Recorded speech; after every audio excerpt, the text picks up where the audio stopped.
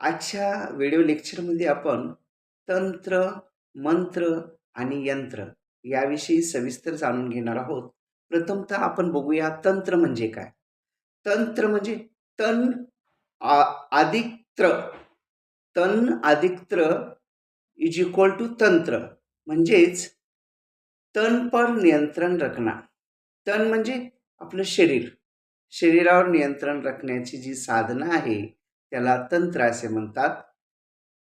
जैसे साधना करके हम सिद्धियां प्राप्त करके हमारे तन पर नियंत्रण रख सकते हैं, उस प्रोसेस को हम तंत्र कहते हैं।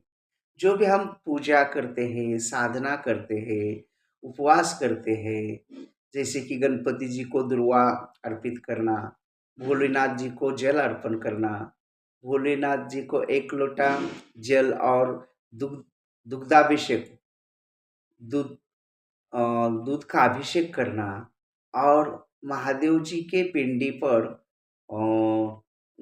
धतूरे का फूल, धतूरे का फल अर्पित करना, ये जो विधियाँ है, इस विधि को तंत्र कहते हैं।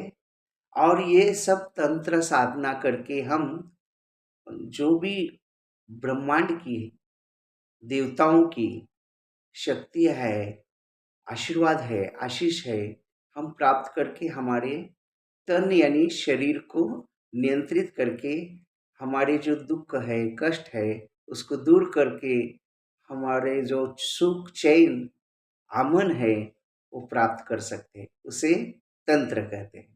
तर मित्रांनो, आपण या प्रकारच्या ज्या विधी आहेत, जसे की गणपतीला दुर्वा वाहणे किंवा जलाभिषेक, एक लोटा जलाभिषेक म्हणायला महादेवाच्या पिंडीवर करणे किंवा महादेवाच्या पिंडीवर धतुरीचं फूल किंवा धोत्र्याचं फळ ठेवणे.